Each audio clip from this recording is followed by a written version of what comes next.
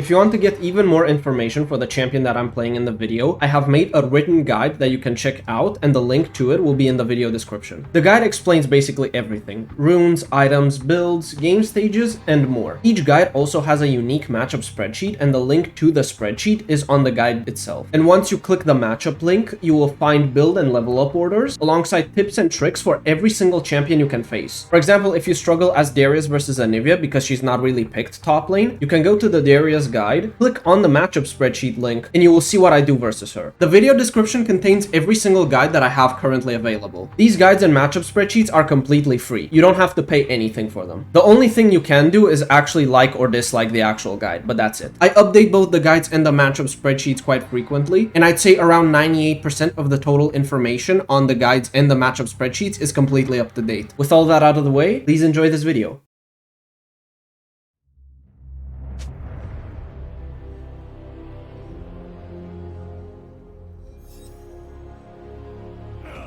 This lane is mostly just surviving until your Rylai's. Once you get to Rylai, you can run him down every single time your ultimate is up. You straight up ult him and he basically loses every single time. The only exception where he might actually win is if he has Serpent's Fang. This game, Serpent's Fang is extremely good into our comp because literally every single one of us has a shield. So I am 100% expecting Gangplank to take Serpents. Doing barrel mine games is also another thing that you have to keep in mind. And you want to try to fake out going to hit one to make him pop it. Or attack one right in his face because he might not expect it since the last time you faked it out. Be unpredictable with your overall movement. Generally speaking, his overall Q poke and barrel poke is quite annoying, but if you can get past it and fight whenever your ulti is up and after Rylai's, you should be able to beat him out quite reliably. In the super late game, you might need Ronduin because of his heavy crit build. Usually he's gonna have 75 or 100% crit by the end of his build, so getting Ronduin will help out a lot.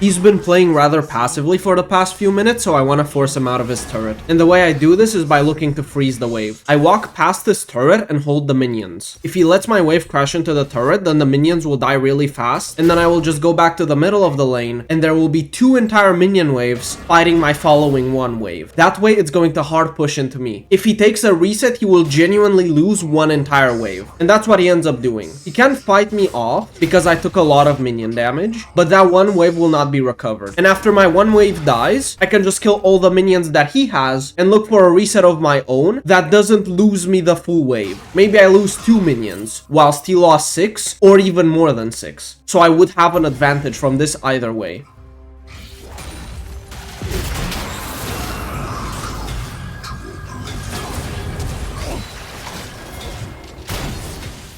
I'm a little upset that my Q flash actually didn't connect onto him, but at least he dies to Janna. If I actually got the kill, I wouldn't have to sell my Doran's shield for the Rylai's, but the spike is too great to not just sell it right now and buy the full item. I do the same thing as before, which should force him out of the turret again, and this time I can just ulti him with the Rylai spike and kill him straight up.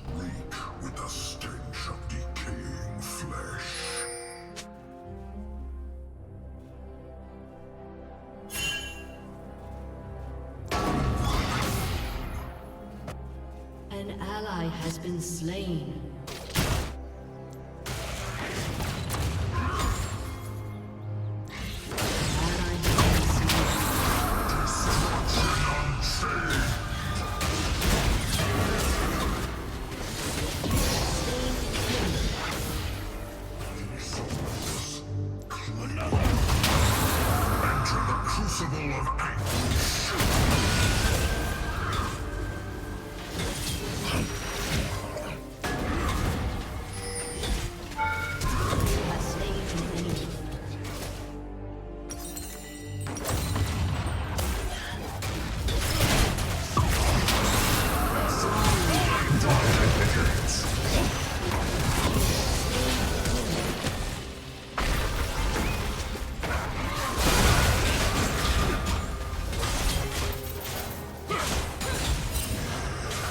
Now for my next item. Mordekaiser recently got a huge 80 scaling on his Q, so I want to test out a lot of 80 items. So I was actually thinking of buying experimental hexplate second here. I'm not sure if it's proper, but that's why I'm going to test a ton of items and a ton of build variations.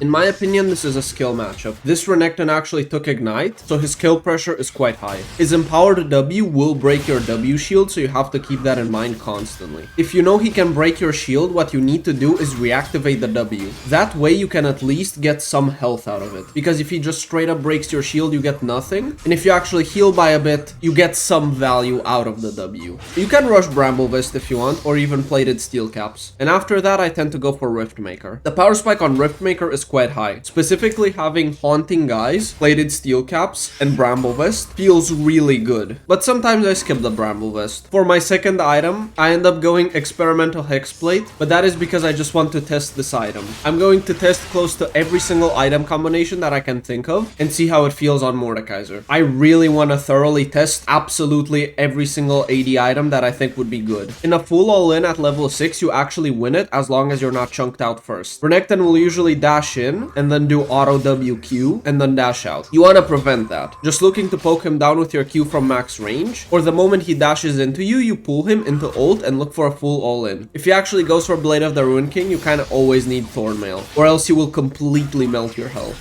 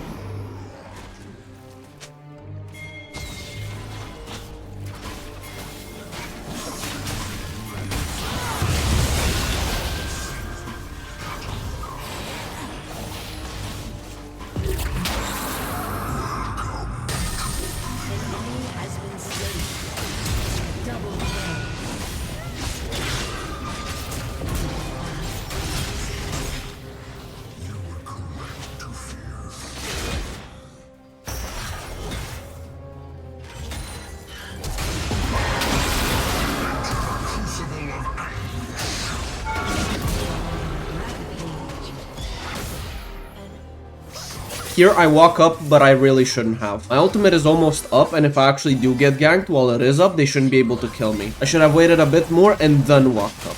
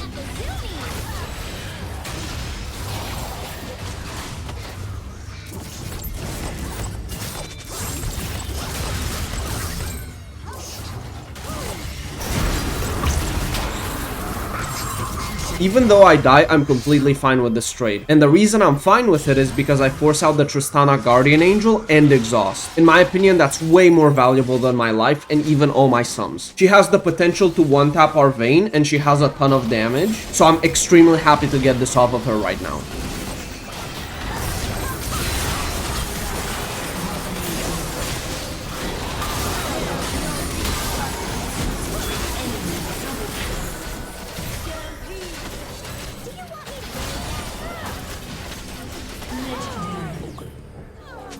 A summoner has disconnected.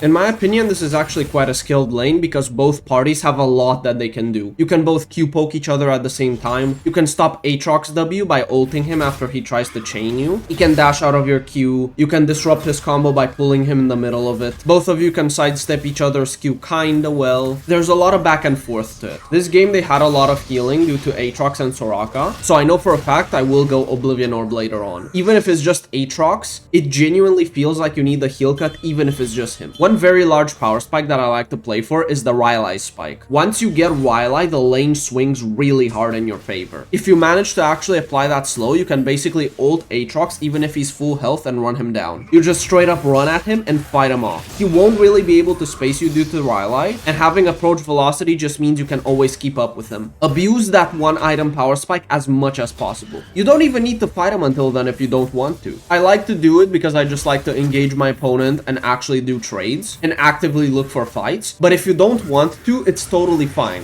Wait until you get that Rylai and then start beating the hell out of him. You can also wait Rylai plus Oblivion Orb, and that is the safest one that you can wait. And once you have that, he's completely done. He would need to be insanely fed. You can both team fight or side lane into him. Both are fine in my opinion. Just make sure that if you team fight, you ulti him before he can get an ultimate extension. Don't let him get a kill or assist for free so that his ulti extends. Take him into the realm and try to kill him there.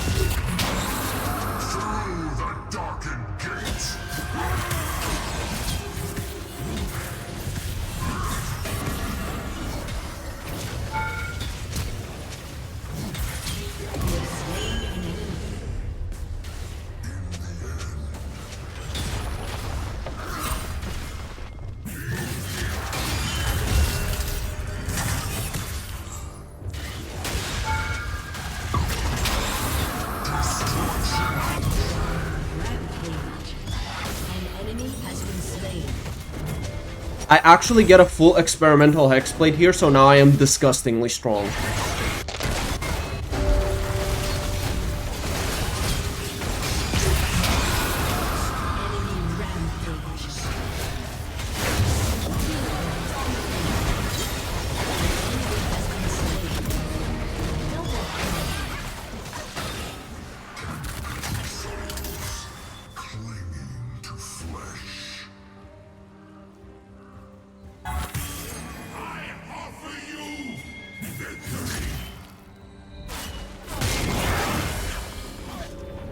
Now I go for Death's Dance, and the reason is pretty simple. The bleed effect actually feels great on Mordekaiser. The issue was always that you couldn't do anything with that attack damage, but now that you have an actual AD scaling on your best ability, damage-wise, you can buy it. Even if the Defy healing isn't that much, you don't care about it. The 30% bleed heal is what you actually care about, and that can help out a ton in a lot of teamfights as long as you get one single kill. You'll heal off all that bleed and be able to swing fights really well.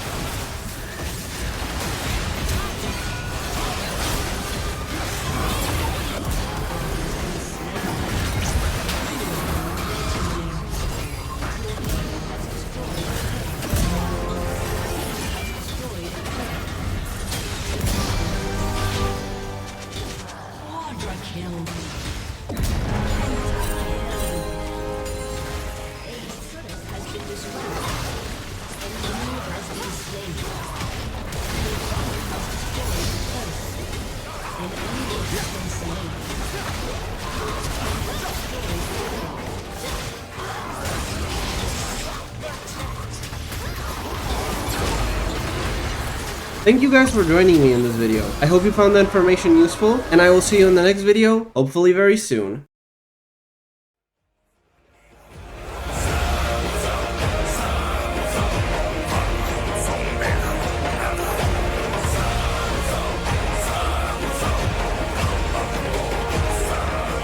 I am favored by the gods and awaited in the Hall of Bones.